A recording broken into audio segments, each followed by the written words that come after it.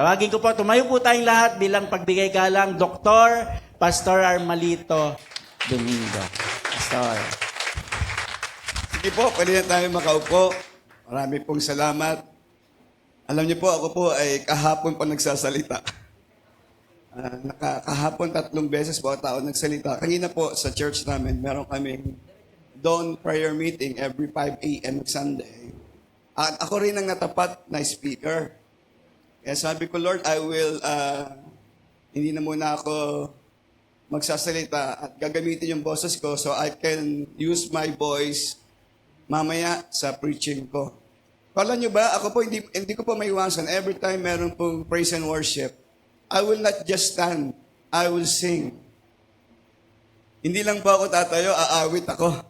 And that's the most, siguro po sa Sunday, yung pinaka-paborito ko po talaga yung praise and worship.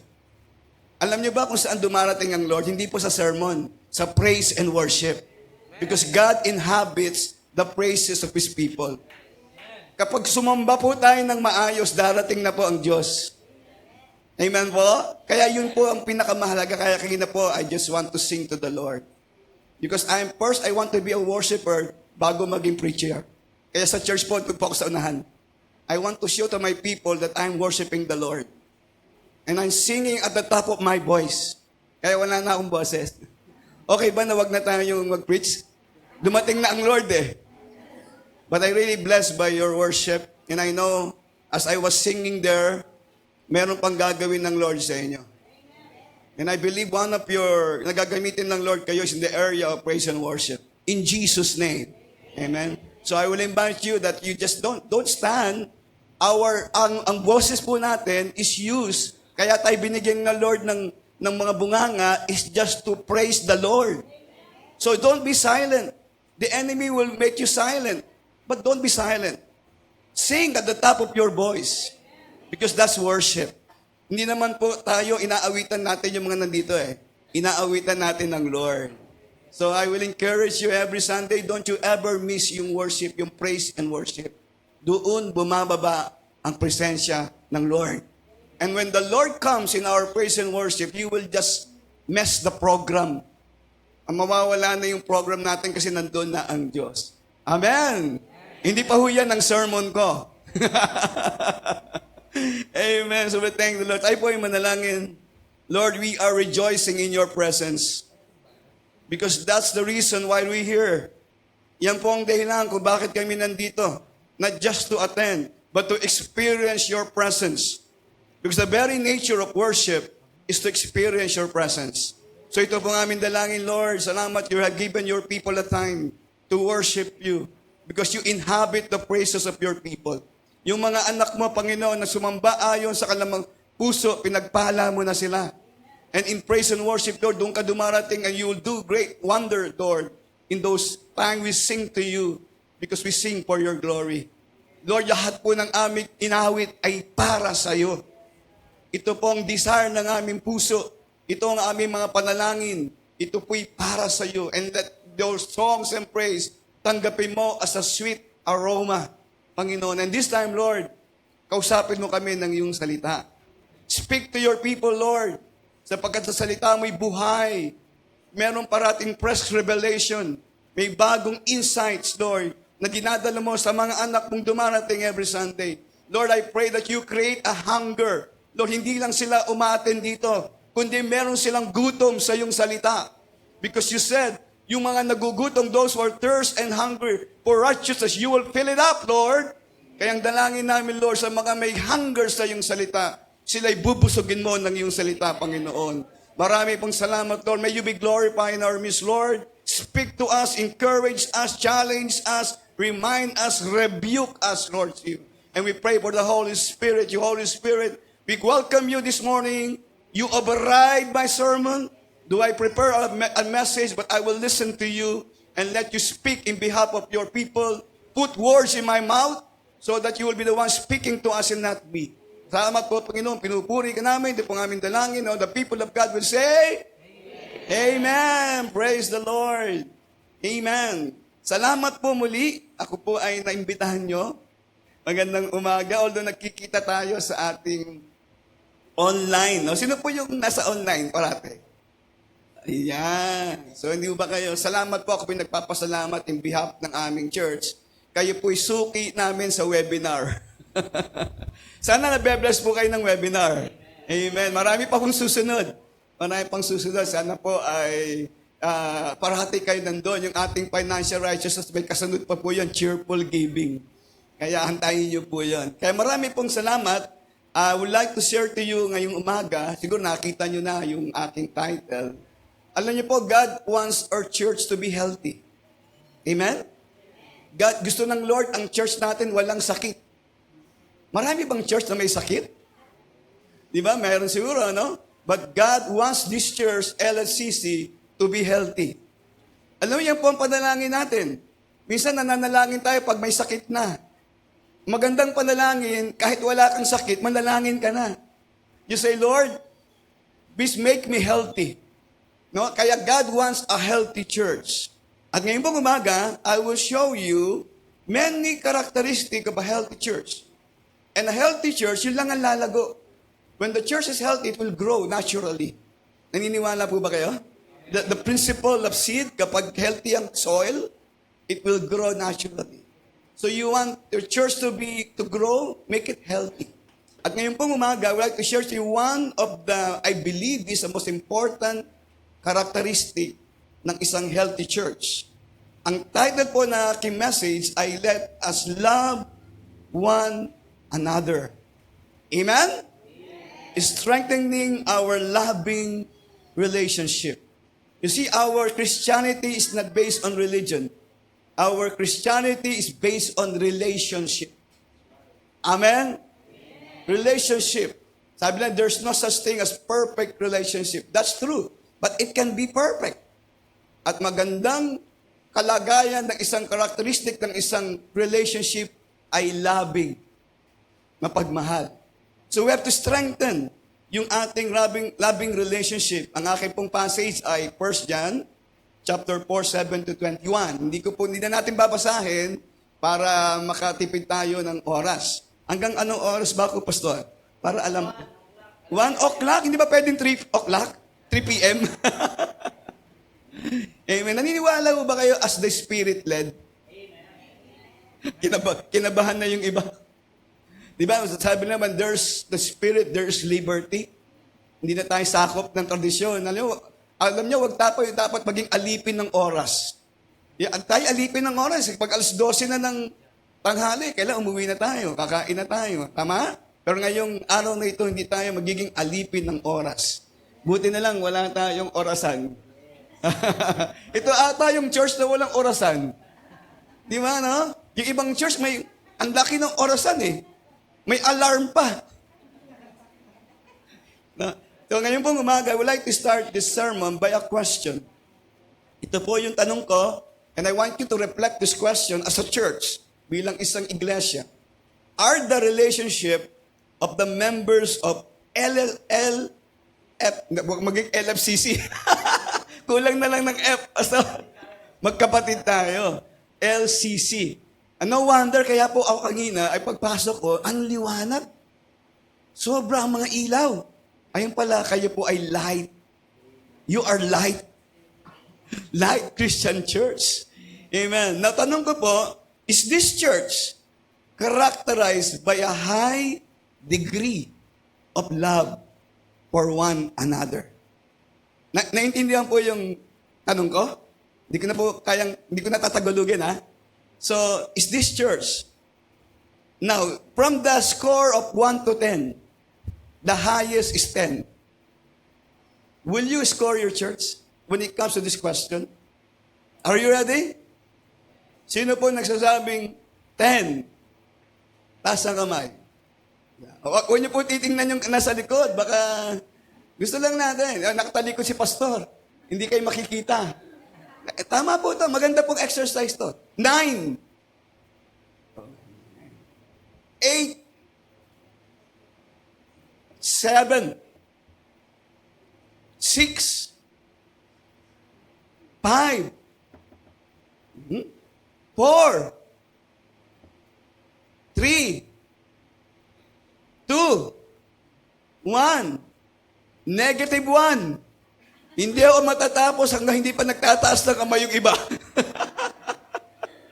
Most are nasa range ng 7, 8, may mga 5. It's okay, no? It's okay. Ganyan po talaga. No, talagang perfect pa yan. But at least you know where you are. Sabagat doon ka mag-uumpisa. Amen? So do you believe that the church should be the only place where God can demonstrate His love? Do you believe that? The church. If you want to know love, go to the church. The church should be a place of love. Amen? So the praise yung pong one another in the Bible, it was 51 times sinabi. Yung one another, you pray for one another, you exhort one to another, you confess your sin to one another. But the word you love one another ay so many times binanggit. Among the one another, ang pinakamarami ay one another. Mention how many times? Pag-aaralan po natin in the Gospel of John. Yung word na love one another. Amen. So ang ating pong book ay kukunin ko po ito sa Johannite Epistle or Johannite Gospel. Pag sinabi po natin, John, the Gospel of John. Do you believe that the Gospel of John is a gospel of love? Amen? It is a gospel of love. Yung ating book of John. So ang passage po natin ay 1 John 4:7-20. Yung word na agape, in Greek was mentioned 56 times. Yung agape po, yun ang ginamit ng Diyos nung sinabi niyang mahal niya ang kanyang anak. He used the word agape. It's a divine love. 46 times in John. And then in the entire Bible, 250 times. So when you summarize the message of the Bible, it is about love. Amen? It's about love. Ang message ng Bible. Kaya yung word na let us love one another, yan po aking tutunghayan sa 1 John chapter 4. Yan po ang sinabi ng Panginoon, yung love one another. Mag-ibigan daw tayo sa isa't isa. Ano bang ibig sabihin nun? Ano bang ibig sabihin? Bakit kailangan tayong magmahalan sa isa't isa? Why should we love one another? Ipapaliwanag ko po 4 na dahilan according to the love gospel why we need to love one another. Amen. Number 1, let us love one another because God is love. Do you believe that God is love? Sabi po dito sa verse 7, beloved. So ang audience niya po dito, mga mananampalataya. Lahat po ba tayo, mga believers? Most of us, ano? So itong ating pinag-aaralan ay para sa atin. Okay? Sabi niya, beloved, brothers and sisters in the Lord. Yan ang audience ni John. At kung alam niyo po, ang background ng John, sila po'y pinasok ng mga false teaching, Gnosticism, and so many wrong teaching na pumasok sa church with different doctrines. Ang dami pong doktrina, no? Ang daming teachings. Pero sabi ni John, you will know ang tunay na anak ng Diyos if they love one another. So sabi niya, we need to love one another because God is love. Ang sabi niya, let us love one another.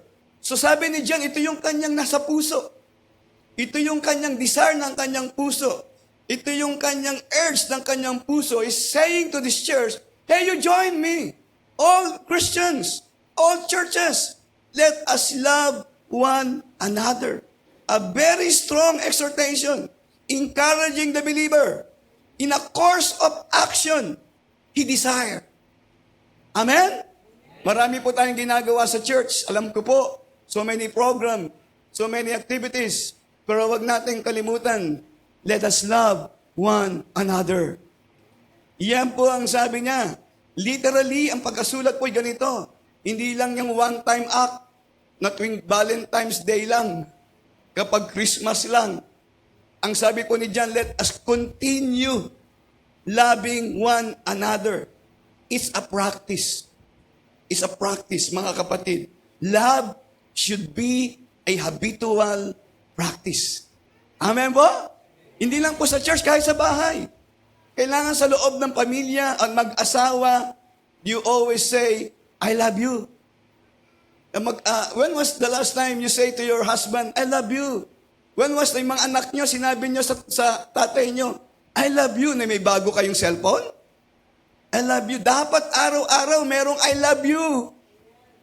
It's an habitual action. The love. That is the language of God in heaven. I believe. Ang sabi dito, let us love one another, for love is of God. Love is of God. Dahil pag-ibig ang Diyos, and everyone who love that is born of God. Now, let me ask you, are you born again? Sino po mga born again? Now, if you are born again, you should be loving one another. Amen? Every born again believer exhibit the characteristic of love. Amen? For love is of God. Ibig pong sabihin yan, you cannot give something that you do not have. Tama? Hindi ka pwedeng magbigay ng pera na wala ka. Dapat may pera ka. Tama po? Hindi ka pwedeng magbigay ng pag-ibig kung wala kang pag-ibig. Dapat may pag-ibig ka. At ang pag-ibig na yan, galing sa Diyos. Kaya tayo umiibig dahil inibig tayo muna ng Diyos. So because God is continuing, sino pa nadadama ang patuloy ng pag-ibig ng Diyos sa buhay natin? Amen? Yung awit natin kanina, no? Every day, God is loving us. Then the more God loves you, the more you give love to others. That's the meaning of that. Because it's born of God and knows God. Ang ganda po no? Lahat po ng umiibig, lahat ng born of God. Alam nyo, ito pong gusto ng finished product ng Lord sa mga anak niya Lahat ng tunay na born again, marunong umibig. Tama po? Marunong, that's the finished product. Na bakit ka maibigin? Bakit ang buhay mo'y pag-ibig? Isa lang ang sagot po dyan. Kasi anak ako ng Diyos. I am born again. So say in our discipleship, alam nyo sa discipleship, we disciple our people. We teach them how to pray, we teach them how to read the Bible, how to have soul winning, how to be a leader. But the problem, kaya kayo po, paramihan ng mga disciple no? Paramihan sila ng disciple. But the problem is, the product, yung produkto ng ating mga dinidisciple. Tama po? I have seen a church with so many disciples, but I cannot see the product. Tama po? It's not about quantity, but it's about quality. What is the product na sinasabi ng Panginoon dito? Kailangan ang produkto ng ating tunay na mga alagad na dinidisciple natin will learn to love one another. That's the product. Amen? And sometimes that's the crisis of our discipleship. We are not producing followers that is loving. Ang napoproduce muna natin, minsan mga proud pa. Di ba? Mga may matataas pa. We should produce a disciples. Bakit ang sabi ng Bible, napaganda dito who is born of God and knows God. Now, how do you know that you know God? There is a crisis of knowledge. Kilala mo ba ang Diyos? Yes. Pero sabi dito, you cannot never know God if you do not know love. Amen? If you know love, then you know God. Kaya ang sabi niya, whosoever love is born of God, knows God. Because God is love. Amen. At ang sabi dito sa verse 8, he who does not love does not know God. Huwag niyo pong sabihin, nakilala niyo ang Diyos, pero hindi naman kayo umiibig. Nagsisinungaling kayo. Sabagat ang tunay na ang nakilala ang Diyos ay umiibig sa Kanya. And you know what's the meaning of know there? No, it's not intellectual knowledge. That is a relational, experiential knowledge.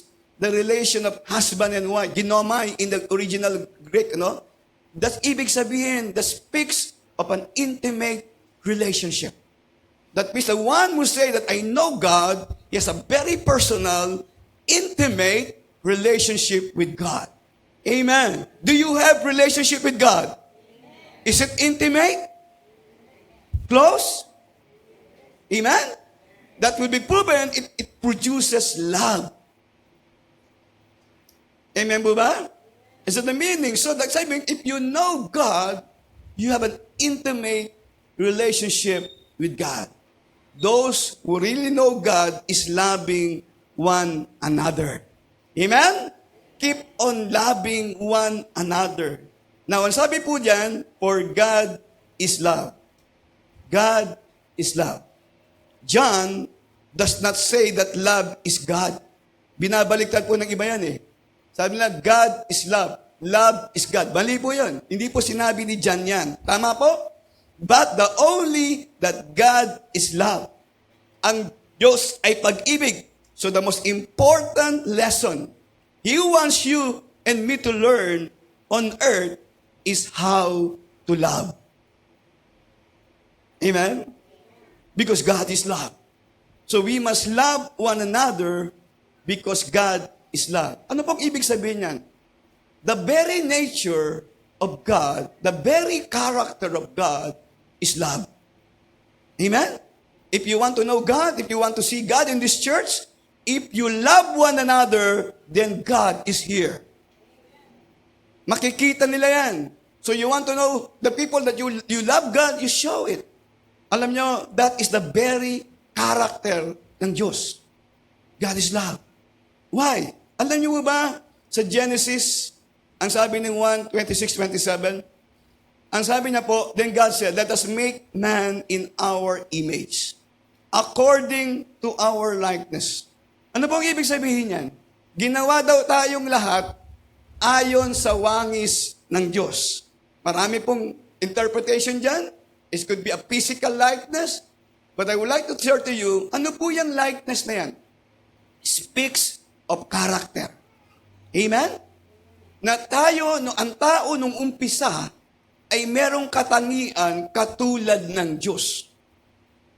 Yung umpisa, sila Adan and Eva, because they are created in the image of likeness. In other words, if God is love, the first human being, they are also love. They have the character of love. Amen? And then because of the character of love, and then they were given that character of love. And then they were given a responsibility. Let them have dominion over the fish of the sea. In other words, because they have the character of love, they can be a leader. They were given responsibility. Are you listening? Character first and responsibility. Sometimes, ang binibigay agad natin, responsibility, wala pa yung character. So, in this, God created us in the image. He has instilled in you that we are loved. Tama po? But are you loved? Ano po nangyari dyan? Nagkasala si Eva at Adan. So, the very image of God that is in man ay nawala. Nawala. Which is love. So, nawala yung character. Kaya mapapasin niyo po, no, kahit sa loob ng church, parang walang love. Tama po ako? Kahit sa isang Kristiyano, walang pag-ibig. Lalo na sa kung hindi tayo Kristiyano. Bakit nawala yung image? Kasi nga sa kasalanan. But Christ is restoring that again. Amen? So our first calling, mga kapatid, ang ginagawa ng Lord, our first calling and goal of this church and the goal of discipleship is to be like Jesus. To be like Him again. Tama po ba? So that means our character is very important. Yung character. Alam niyo ba, sabi ko nga, people does not care how much you know, but they know how much you care. Alam niyo, pinakamagandang witness natin is our love to them. Amen po? Love is the heart of our Christian witness. God wants us to have a character of love. Amen. Nandiyan po ba kayo? Amen. So true believers walk in love. Di ba? That is the essential mark of a true believer. No? o sa servant of God. Lumalakad siya ng pag-ibig because the very nature na meron siya is love. Amen po ba? So our Christian walk, our church should be defined by love. If others will see you, ano kaya ang katangian ng church na yan? Alam nyo, may kilala akong church sa Caloocan, ang pangalan nila ay Love Black Church. Love Blank Church. But how many times na-divide na sila? Yung pangalan na love, hindi naging makatotohanan sa kanilang church because of so many division. Amen po? So love is very crucial, mga kapatid. Amen? And we are called to love. Do you believe that? We are called to love. You love one another. That's a calling. Minsan po, hindi natin naiintindihan yung calling sa giftings. Alam mo kung anong calling mo? I'm a teacher. Anong calling mo? I'm a worship leader. Anong calling mo? I'm a pastor. Hindi po calling yan. Function. Function po yan. Yan yung binigay ng Lord na spiritual gift sa'yo para diyan ka maglilingkod sa Panginoon. But that is not your calling. Iba po ang calling sa function. Ang calling po natin, marami po tayong calling, pero ang pinaka-calling natin is to be like Jesus Christ. Amen? Our calling is to be holy. Our calling is to love one another. Tama po ba? So we confuse. We confuse calling from responsibility. Kaya nga yung Genesis you cannot do the calling yung hindi pa nare-restore yung image of God sa'yo. Tama po? Bago binigyan ng responsibility sila Adan at Eva, they are already created in the image of God. And so when they have the image of God, go, make dominion. Ano po nauna? Calling o responsibility? Calling. Naiintindihan po ako?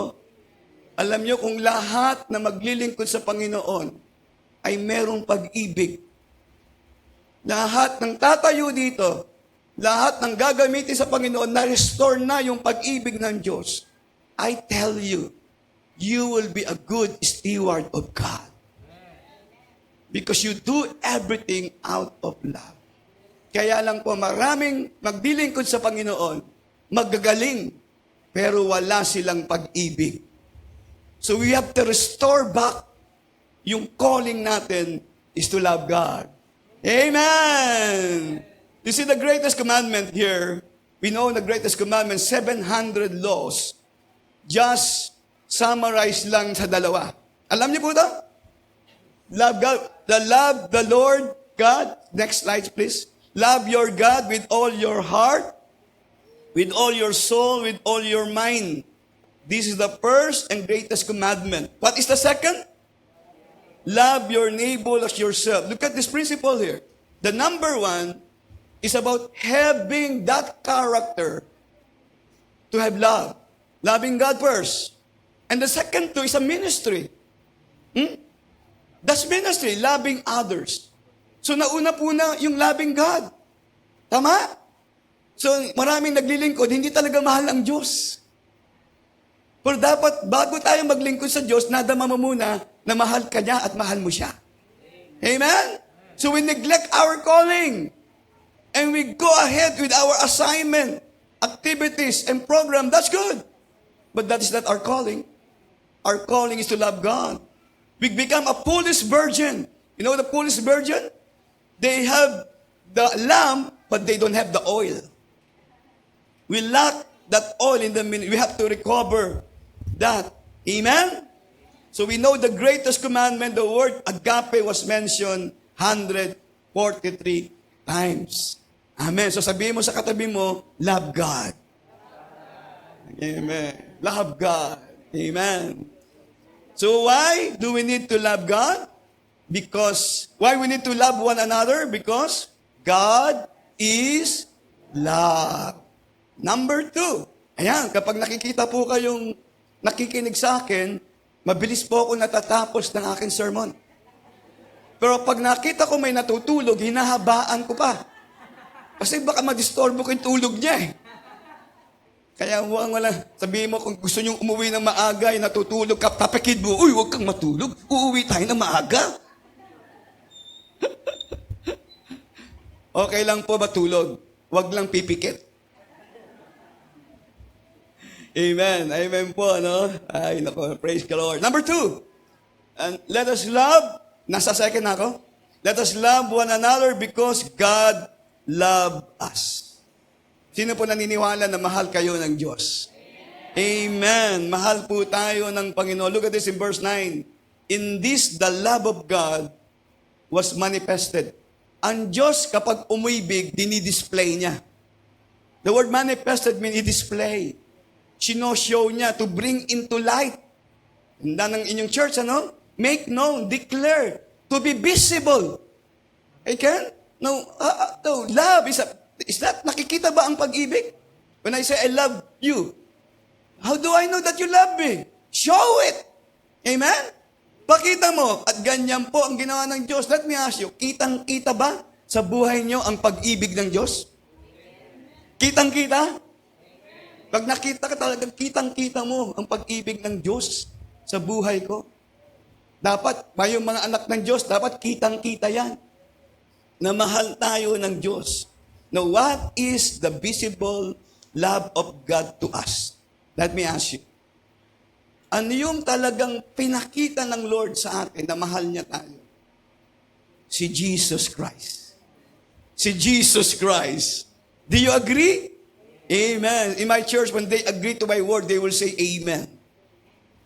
Amen? Because, alam niyo, that's very powerful. I told my church, you want the word of God be powerful in your life? You agree to the word of God. So you say amen.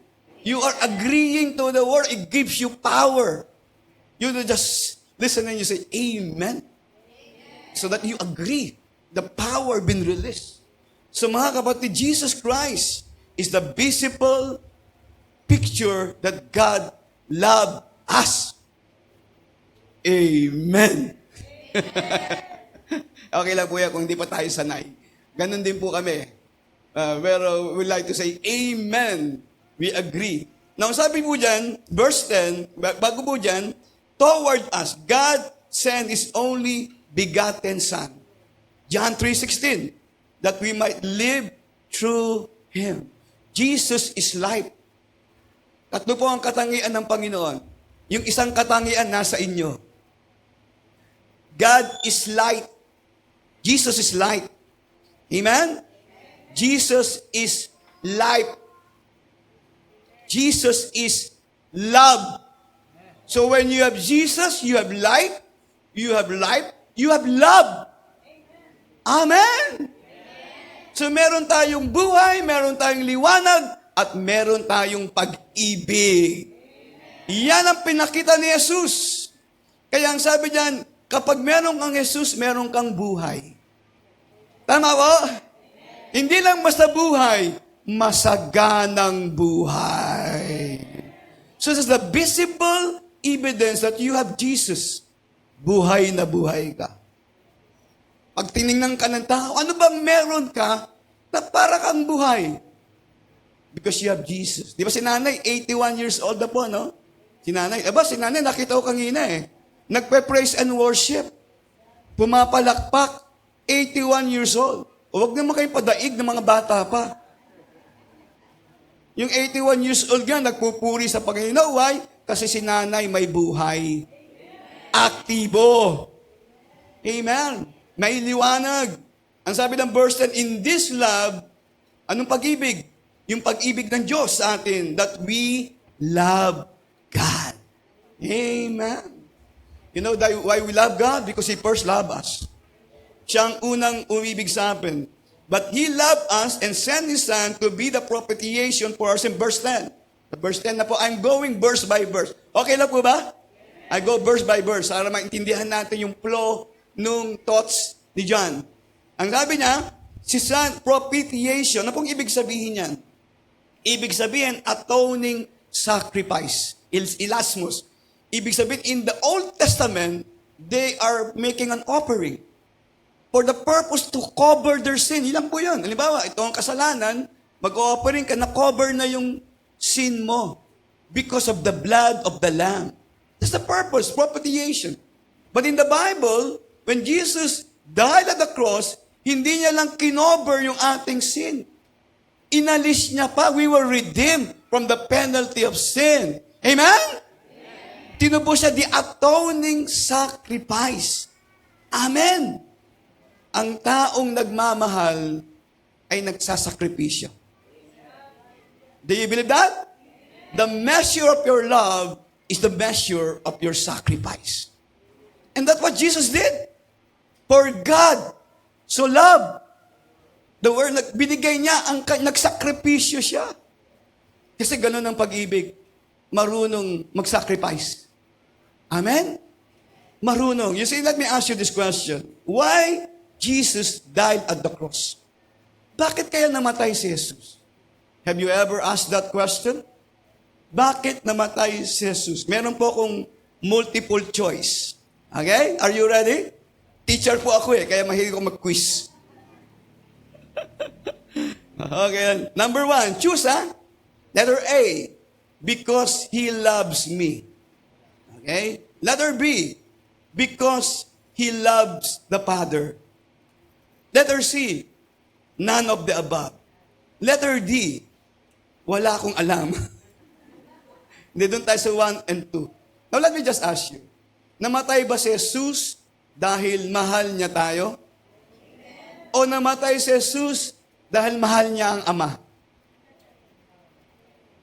Parang bago yun Okay, let me just, meron tayong Bible, meron tayong Bible, John 14. Tingnan natin ang sagot, Of course, ang sagot nasa Bible. John 14, 29 to 31. Okay, tingnan natin. John 19. Hindi yung, wala yan sa aking PowerPoint. Can we have a Bible sa atin na you can, wala. Well, it's okay. Let me just read to you, Pero ito nasa John 14, 29 to 31. And now, ito po ang Panginoon, yung kanyang farewell. Magpapaalam na sa mga alagad. Bakit? Pupunta na siya sa krus. Mamamatay na siya. And He was saying, ang kanyang farewell. Kaya sabi ng John 14, yung beginning, be not troubled because they are troubled. I will go, sabi niya, be not troubled. I will go with the Father and then I will return. So, He was saying goodbye to the disciple because He will be dying at the cross. Ito po sabi niya, now I have told you before it comes. When it does come to pass, you may believe. Verse 30 of John 14. I will no longer talk much with you, for the ruler of the world is coming, and he has nothing in me. Verse 31, look at the listen. But the world may know that I love the Father. As the Father gave me my commandment. In other words, He died of the cross because He loved the Father. Of course, yung love, totoo po yun. But theologically, mas appropriate yung namatay si Jesus dahil mahal niya ang kanyang Ama. Bago yun Pero mahal niya rin tayo. For in the book of John, He died for the Father because let the word. Bakit po? Why? I tell you the secret. Because during that time, there is this word, Shema, that they are reciting every day. That they should love God with all your heart. Shema yun Pinakita ni Jesus na yung gagawin niya ay pagpapatunay na mahal niya ang Ama na nire-recite ng mga Hudyo. So He was saying, I die at the cross because I love the Father. That's the very motive. Amen? He sacrificed because of the love of His Father. You are not loving God and others if there's no sacrifice that you're doing. Amen? Amen. So lahat po ng ginagawa natin sa iglesia ay nanggagaling sa pagmamahal natin sa Diyos. Dahil nanggagaling sa pagmamahal natin sa Diyos. Wala nang iba pa. Kaya ganda po yan Kapag nanggagaling sa pagmamahal natin sa Diyos, kahit wala ang mga leaders hindi nakatingin sa atin, gagawin mo. Sapagkat alam mo, ang Diyos nakatingin sa'yo. Amen. For this reason, di ba? Now look at this. Because of that love, in verse 11, For this reason, dahil dito, na inibig tayo ng Panginoon, nagsakripisyo siya, namatay sa krus, kaya ang sabi niya, we ought to love one another. Amen? The word "owe" means tayo'y may utang. Ang ganda ng pagkahango niyan eh. Ibig sabihin, be indebted, yung meron kang utang na loob. Hindi nyo na, no? Ikaw ba may utang na loob sa Diyos? Alam niyo po yung sa krus, kapag talaga, naniniwala ba kayo na matay si Jesus para sa atin? So meron tayong parang utang sa Diyos eh. Kasi kung wala siya, kung hindi matay si Kristo, hindi tayo palangit. So because you do that, meron tayong obliged tayo. Ang galing ng word na yun. Obliged is not an option of loving one another. It's your duty. It's your commandment by God. Obligado tayong mahalin natin ang isa't isa. Amen. Why? Because God loves us. Inibig tayo ng Panginoon. Amen. Naalala niyo po yung lesson natin, Habit 4? Will you show that? Yung Habit 4. Sino po, di ba nag-online tayo, ang ating pinag-aralan ay live and live and lead like Jesus. Naalala niyo po yon? Di ba I discussed to you yung solitude, yung 5 habits natin? Baka nakalimutan niyo na, no? Na solitude, yung Bible reading natin, and then solitude and prayer, study of Scripture. Yung number 4, yan. Baka nakalimutan niyo po yan. Yung number 4 doon, pinag-aralan natin, medyo mabilis lang. It is faith in God's unconditional love. Wow! Amen? Tanungin ko po kayo, magbibigay ako ng istorya, 2 istorya sa Bible. Now, sabihin nyo sa akin kung sino sa 2 ang talagang dapat magpasalamat sa Diyos. Are you ready? Amen. Yung isang istorya si Job. Naalala niyo si Job? Na siya po ay a righteous na tao. Nagkasakit siya, namatay yung kanyang mga anak. Namatay yung kanyang mga ari-arian ay nasunog. Hanggang siya meron ng mga rashes sa katawan. And then he continued to trust God. Medyo may na-complain siya ng konti. Subali at the end, he began to question God at tinanong siya ng Panginoon, hindi niya masagot. And then because the Lord, Job repented, anong ginawa ng Lord sa kanya? Ibinalik ng Diyos yung kanyang ari-arian double. Amen? Now, sa second story, you know the story of the prodigal son? 2 anak niya, yung isang eldest, nagpaalam, nilustay yung kanyang, kinuha na yung mana niya, yung kanyang, buhay pa yung tatay niya, kinuha na yung yaman niya, malaking salapi, dumayas, at nagpunta ko sa malayong lugar, nagpakasaya, uminom, and then later on, naubos na yung kayamanan niya, nakita na lang niya yung kanyang sarili, kumakain ng pagkain ng baboy. And then he began to realize that I have to go back to my father. Babalik na ako sa ama ko, at least doon may pagkain. At ako hihingi ng tawad. At pagbalik ko sa kanya, sasabihin ko sa kanya, Ama, wag mo na akong turing na anak. Gawin mo na lang akong alipin. Naalala niyo po yan? Nung siya'y bumalik, anong sabi ng story ng Bible? Yung ama niya ay nag-iintay sa kanya, malayo pa lang, sinalubong na, niyakap na, hindi pa nakapagsasalita, ibinigay na yung sandals, ibinigay na yung singsing, ibinigay na yung robe, yung signal trip, pinaghanda na siya. Aba, ang gusto niya lang ay maging alipin. Kundi yung ama, ibinigay lahat para sa kanya, siya'y anak pa rin ng Panginoon. Now, kung kayo sa 2 kwento, sino ang dapat talaga magpasalamat? Yung number 1 si Job o itong prodigal son? Yung prodigal son. Sa gitna ng kanyang pagkakamali, siya'y anak pa rin ng Panginoon.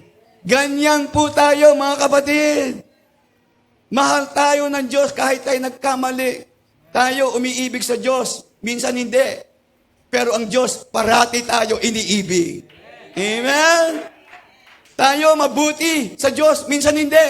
Pero ang Diyos, parating mabuti sa atin. Tayo tapat sa Diyos, minsan hindi. Pero ang Diyos natin, parating tapat sa atin. Palakpakan natin ang Panginoon. Amen? Yung palakpak po natin, hindi sa akin, ay para sa Diyos. Amen. Hindi ko kayo ini-entertain. Ang Diyos po ang ating pinupuri. Amen. Now, naalala niyo po yan? To live and lead like Jesus. Kaya tinanong sa Peter, do you love me? Nawala na kasi yung pag-ibig ng Diyos kay Peter eh. Kaya nag-backslide.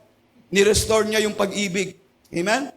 To live and lead like Jesus, you must love like Jesus. Amen. Now, ito po ang sabi niya, I go with John. Si John po ay meron ding sinabi sa John 13:34 to 35. A new commandment. Okay, 700 commandment in the Old Testament. The Old Covenant. The Lord is giving them a new one. A commandment I give to you that you love one another. As I have loved you, you also love one another. By this, all will know that you are my disciple. The word disciple there is Christian. Okay? Christian. That you are my children if you love one another. Now, ang sabi po ng verse 34, I would like you to notice yung love, Christian love, na pinakita ni Jesus, okay, should reflect on us. A new commandment, kainos. Ito pong new ay hindi brand new, but this is new in a different kind. Let me tell you, let me give you an example. Nakakita, nung nagpunta po kami ng Hong Kong, nagbakasyon kami ng pamilya ko, the other February, ay lahat na notice namin, lahat na sasakyan sa Hong Kong, Tesla. No? Ang galing, alam nyo yung Tesla? Yung electric? At, tama, no? Electric. At doon sa Hong Kong, ang gaganda ng mga sakyan. Ibang klase. Mga bago, pero ibang klase. Nakita niyo ba yung new? Yung ba yung bago yung cellphone mo pero ibang klase yan May television, parang gano'n Ito po yung new doon sa Bible. Ibig sabihin, kung iibig ka, ay dapat yung pag-ibig na kung papaano umibig si Jesus. Ang bigat nun. Yung bang pag-ibig mo ay bago, in a kind. Anong ibig pong sabihin yan? What kind of love Jesus gave to us? Do you want to know kung papaano tayo inibig ni Jesus? Let me tell you, in John 15:13, greater love has no one this, that to lay down his life for his friends. Amen. In 1 John 3:16, he laid down his life. Yung pag-ibig ni Diyos, ng Diyos sa atin, si Kristo, ibinigay niya ang buhay niya para sa atin. Yung pag-ibig niya in John 13, ang mga alagad ay galing sa malayo, hinugasan niya yung paa ng kanyang mga gagawain ng isang alipin. A menial servant. Ginawa ni Jesus yun sa John 13 at sinabi niya, what I have shown you is an example of my love to you. Naintindihan niyo po ba yun? He humbled himself to perform this task. At ang sabi niya sa atin, kung papaano ko kayo inibig, ganyan ang uri ng pag-ibig na ipapakita nyo sa iba. A selfless love. Sino po kaya makakaibig sa atin ng ganon? Are you ready to give your life to others? Are you ready to sacrifice in behalf of the others? That's the kind of love na gusto nating ipakita at nais ng Diyos na ating ipakita sa ibang tao. A humble love. Pag-ibig. Alam niyo, sa Amerika ngayon, bago ka makapasok sa church, sa pastor, may bayad. May bayad na. Grabe, no? Alam niyo, may bayad na hindi ka kakaunsilan kung wala. Sasabi, magkano po? Binabayaran na pala ngayon ang paglingkod sa Panginoon. Alam niyo, mga kapatid, libre nating nakuha, libre nating ibibigay. Hindi dapat nagbabayad. And the more, this is the danger if I'm not saying other church, no? But you can see, we have good disciple, but again, the Christ is a product. We want to see disciples that are humble, simple, and willing to serve the Lord sacrificially. Amen. Praise God. Now, number 3 na ako. Wow. Number 3.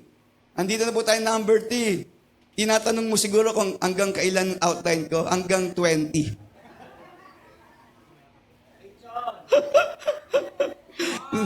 Tama? 20? Yan ang gusto ko po. Habang talagang... Pastor, kailan mo ako imbitahan ulit dito sa church mo? Amen. Amen. Number 3. Ano yung number 1? Let's summarize. Let us love one another because God is love. Number 2, let us love one another because God loves us. And number 3, let us love one another because God abides in us. Amen. Ang sabi ng verse 12, no one has seen God at any time. We cannot see God because God is spirit. But when you love one another, you can see God. Amen? Because God is love. God abides in us, and His love had been perfected in us. If we love one another, ang Diyos ay nasa atin. Nananatili sa atin. Amen? And ganito po yun. Yung word na perfected. Sabi nila, no one is perfect. Do you believe that? No one is perfect. Lahat daw nagkakasala. I don't believe in that. No, why? Excuse mo lang yan. You are justified, justified mo na nagkakamali ka pa. So the Bible said, be perfect. Why would God say something that you cannot do? Perfect means mature, complete, fullness, made perfect. Now, pine-perfect ng Lord tayo. Amen? Unti-unti, binabago niya tayo hanggang yung mga sungay ninyo mawala. Wala naman kayo sungay, no? Sino po dito nakakaranas ng pagbabago ng Panginoon? Kahapon po, nag-Bible study ako. At ang kausap ko, mga bata, may mga young people din, pero may mga bata. And I was telling them, kay Zacchaeus, and sabi niya, kayo ba mga bata, may mga kasalanan kayo? Opo, sabi niya, Pastor, ano mga kasalanan niyo? Ako po ay sinungaling. Ako po ay kumukumit ng pera ng nanay ko. O, di ba? Ako po ay matigas ang ulo. Ako po hindi sumusuway sa magulang. Alam niyo mga bata ngayon, delikado na yan, no? Yung mga elementary. Kapag ang mga nung panahon namin, pag tinanong kami ng mga teacher na magulang, ano kasalanan ginawa mo sa school? Nangopya po ako.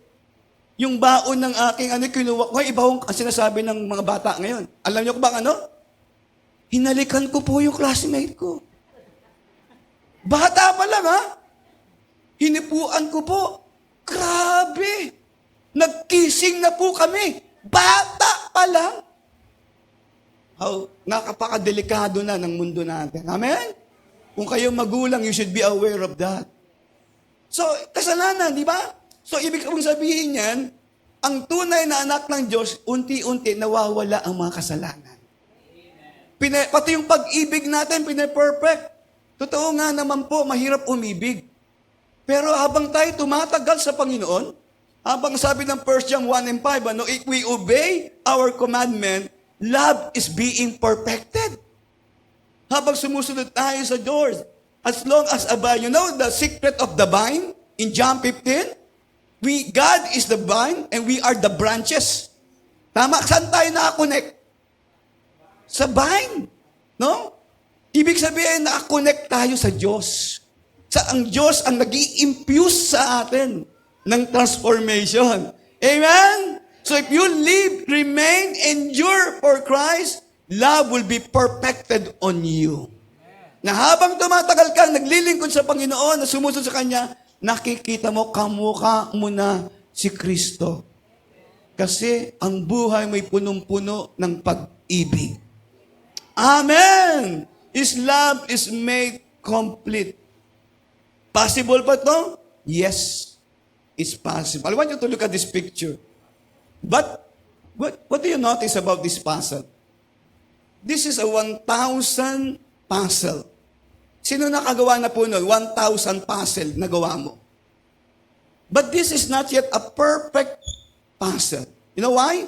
One missing puzzle. Pag tinignan mo yan, Hindi pa perfect. Pag nilagay mo yan, yung isang yon, wow, beautiful na yan. Magandang puzzle na yan. Amen? You want LCC to be beautiful? Amen. Do you want your church to be beautiful? In the sight of God, in the sight of men? Then be that one puzzle that is missing. Lalim ata ng pastor. Ibig sabihin, every one of you is a part of the puzzle. Every one member of the church, do not be the missing puzzle. But every one of you will make this church beautiful because you are loving one another. Amen. Now look at this. By we know, verse 13, that we abide in Him and He in us because He has given us what? The Spirit. Do you believe in the Holy Spirit? Now you should be. We are in the time that the Holy Spirit is moving. If there's the Holy Spirit in the church, there will be no love. Do you believe? How do you know that the Holy Spirit is in the church? In Galatians 5:22, but the fruit of the Spirit is love. The fruit of the Spirit is love. You know why una yung love? Sabihin nila, love, joy, peace, long-suffering, kindness, goodness, faithfulness, gentleness, self-control. All of these 9 fruit is love. Do you understand that? Kaya it's not plural, it's singular. But the fruit of the Spirit is love. You know why? Because when you have love, you have joy. You have peace. You have long-suffering. You have kindness. You have goodness, faithfulness, gentleness, self-control. All of this speaks of only one word, love. Amen? And that is the fruit of the Holy Spirit. So if the Holy Spirit is in you, one of the fruit, ang bunga, ay pag-ibig. Amen? Pag-ibig, love, is what the Spirit can give you because this is the gift of love. Amen. Now in verse 15, look at this. Whoever confesses that Jesus Christ is the Son of God, God abides in Him and He in God. I would like you to notice the word, the red one. Did you notice the red one? Ano yung mga naka-red one? Word about abide. Love, abide. God abides in Him. Love abides in God. And then He loved because He first loved us. So the word abiding, saka yung love nandun. Ibig kong sabihin, abiding in God's love produces 2 wonderful benefits according to the verse. You grow in knowledge and you grow in faith. Amen? The more we love God, the more we understand His love. And the more we understand His love, the more it is easier to love one another. Amen. Nagiging madali tayo magmahalan. Now, number 4. Yan. Last na to. We cannot love God without first loving one another. Amen? I want you to see verse 20. If someone say, I love God, and hate his brother, he is what? A liar.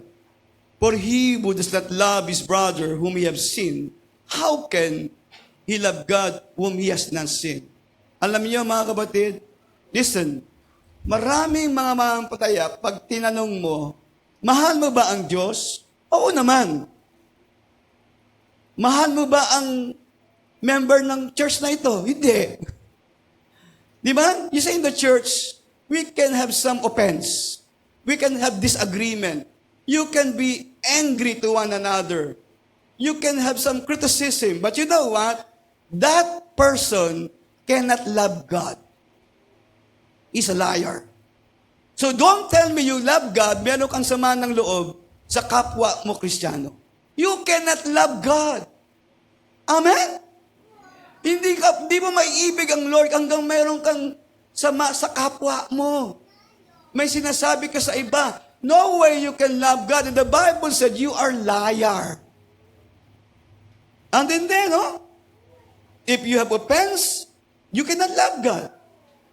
That's why we don't want to entertain offense. It's a bait of Satan. Manganganak pa yan. You see, love covereth the multitude of sin. Amen? We are not yet perfect. Pinagawa tayo ng Lord. There will be some no perfect church. Kami sa church din po namin, we're not perfect. But we want to grow in love. We want to grow in love. You know Enoch in the Bible, in Genesis 5:24.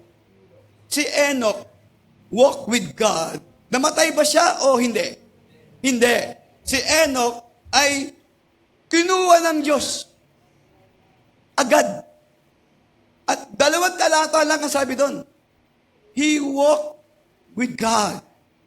And then suddenly kinuha siya. And there was this story. I won't you believe this. But there's this man of God that he was given a chance to go to heaven. And then he meet Enoch. Na-meet niya si Enoch. Sabi niya, I know your story.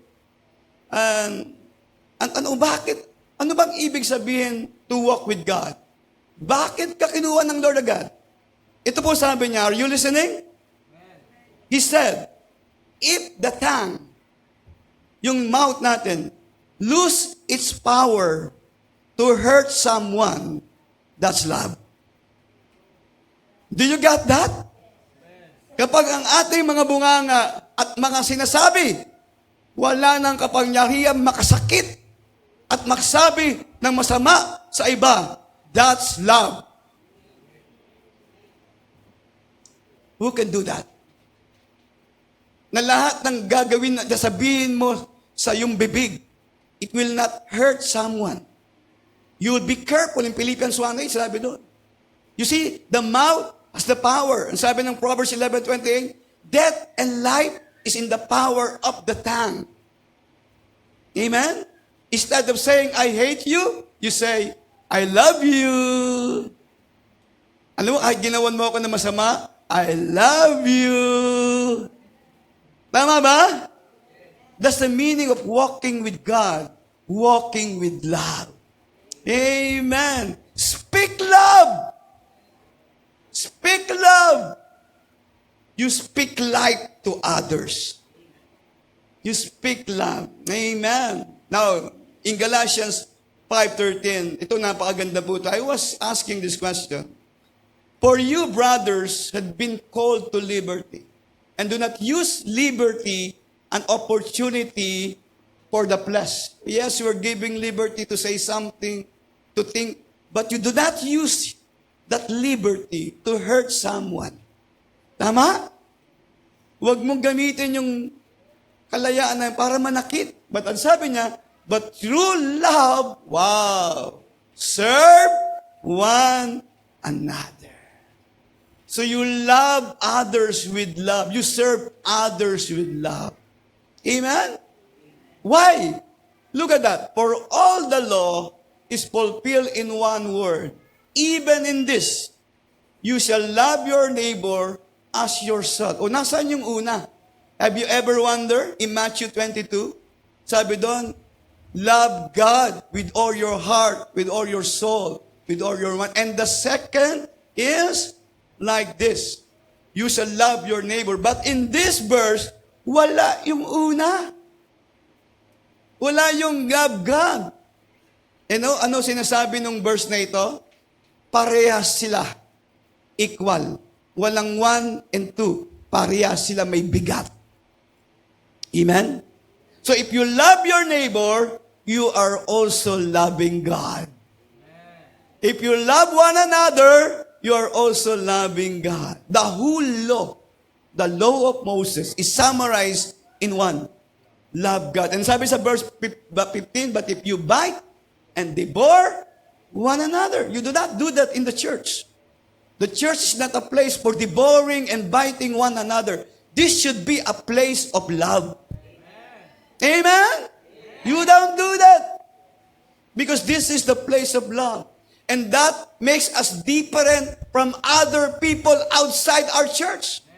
Let them fight, but not inside the church. Let us love one another. Amen.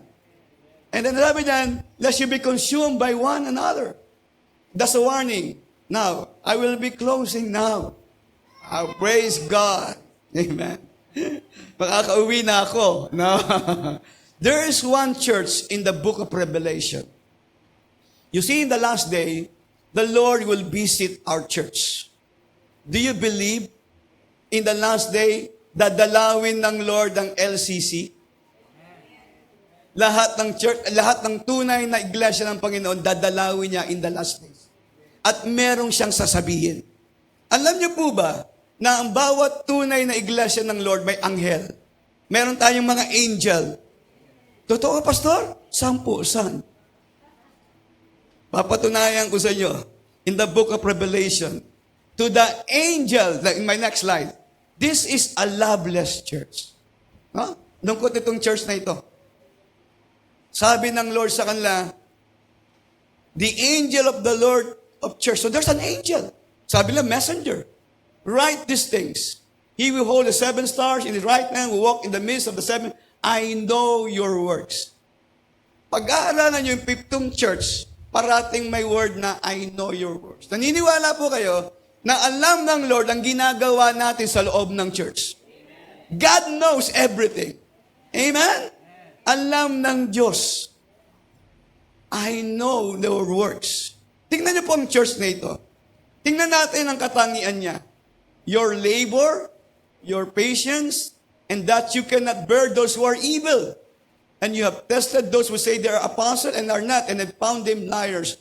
Now, if I want to be a member, I want to be a member of this church. Why?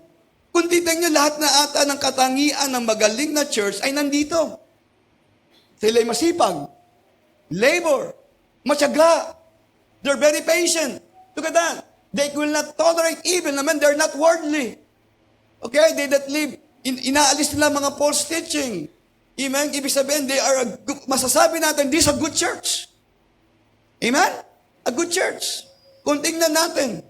But, look at what the Lord said in verse 4. Nevertheless, I have this against you. You had forsaken or left your first love. This church is unstoppable. This church is growing in number. They are alive. They have many programs, many activities. But sad to say, when the Lord will look at this church, there is no love in this church. Left means forsaken.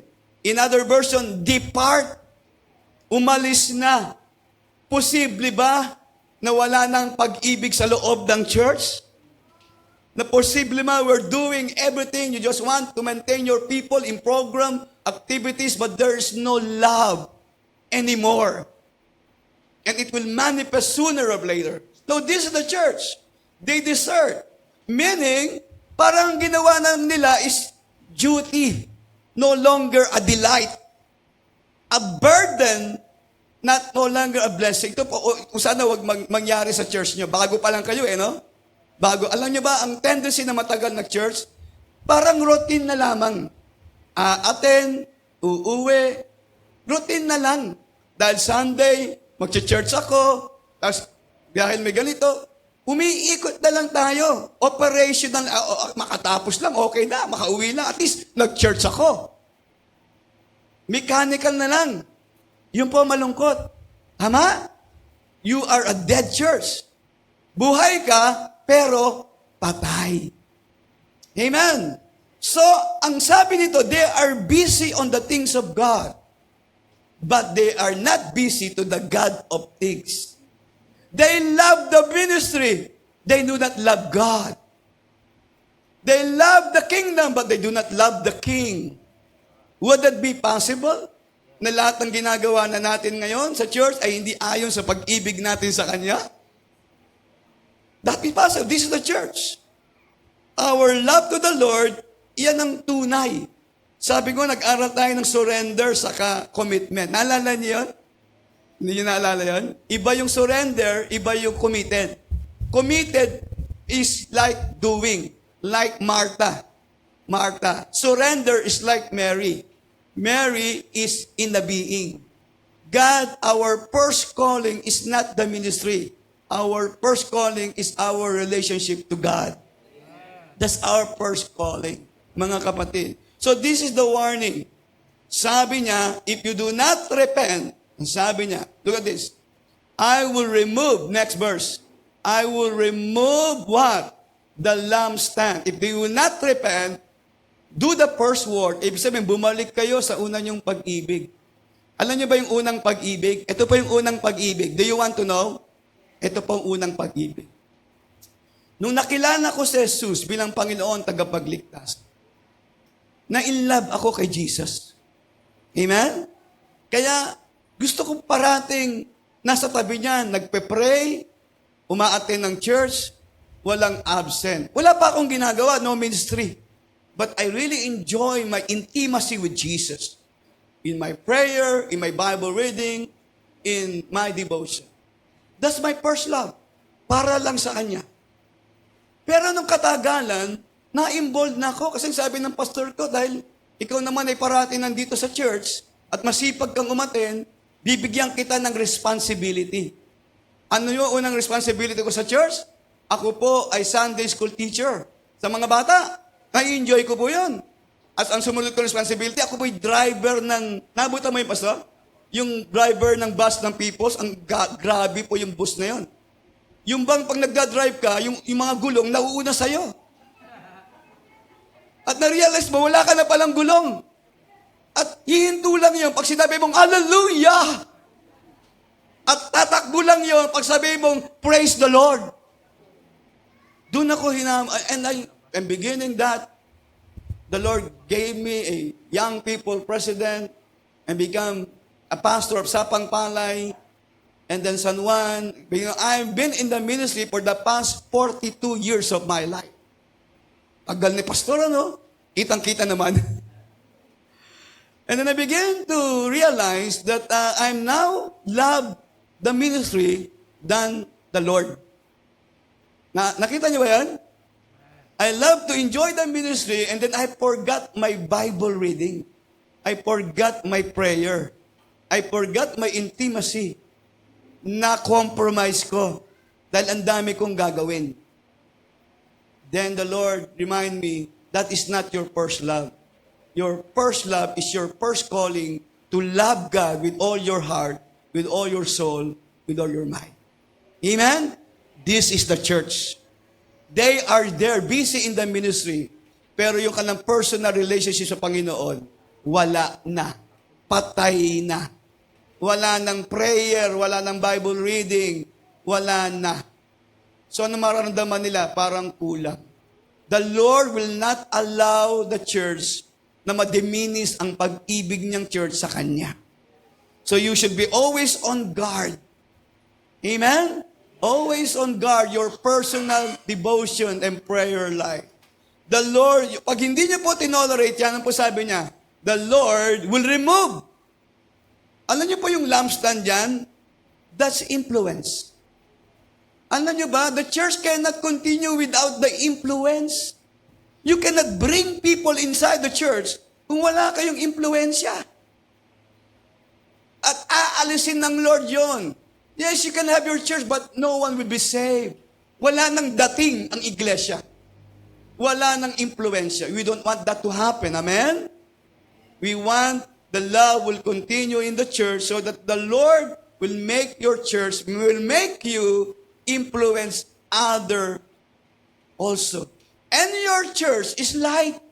I was sitting there, Lord, the name of this church is light. And the Lord impressed upon me Matthew 5:16. You know what is Matthew 5:16? That should be your light verse.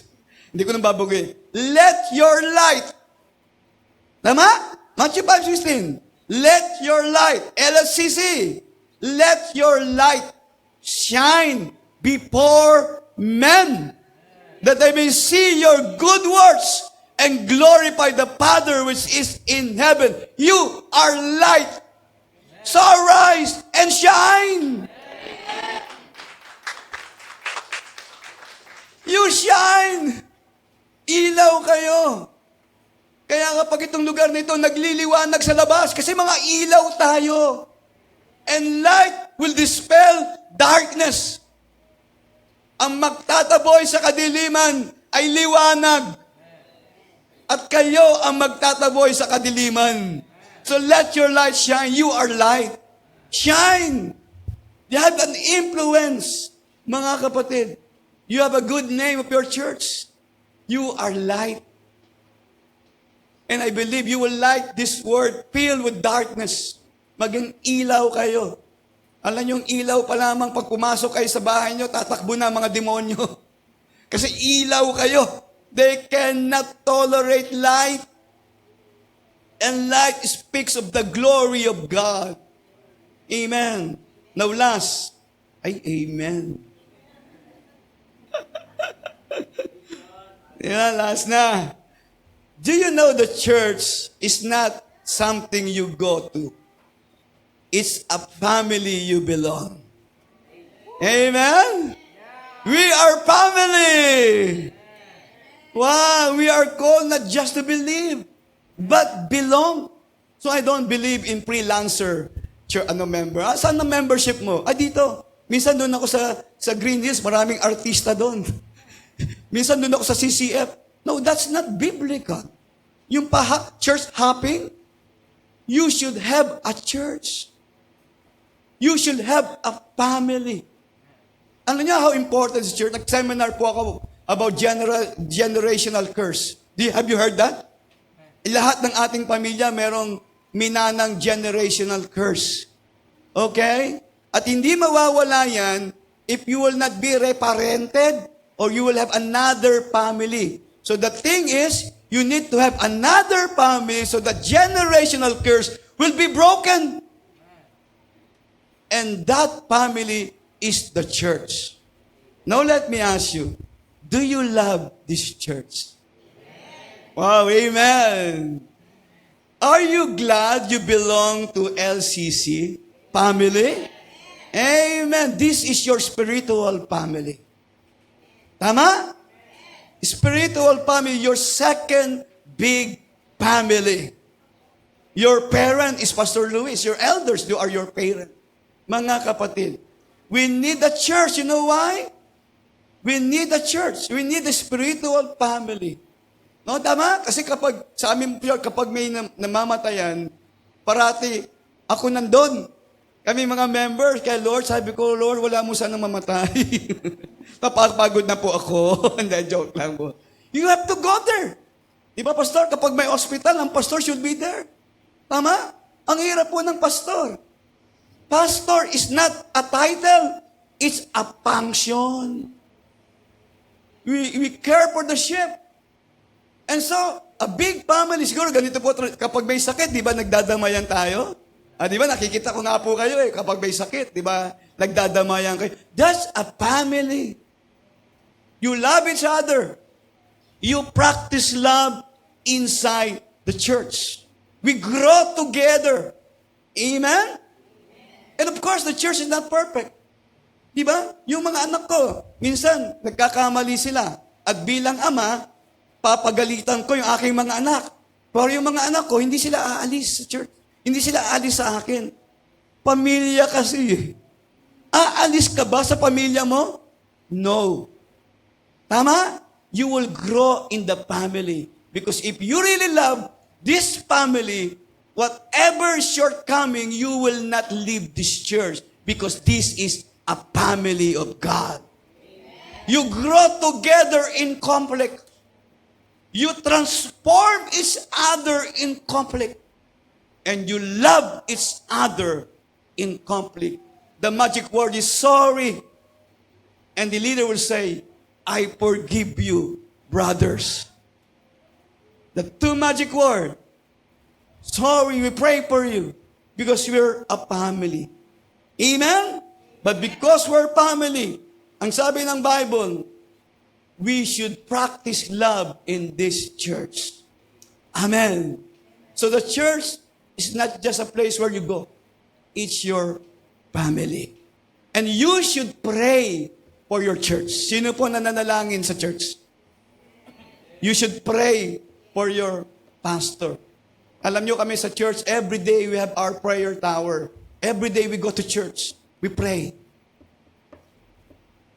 Our people go there to pray because we believe the only way the church will be strong is to the power of prayer. Amen? Now let me go back to my question. Kaya di bang ibalik mo sa aking second slides? Kaya mo ba yan? Let me go and I will be closing now.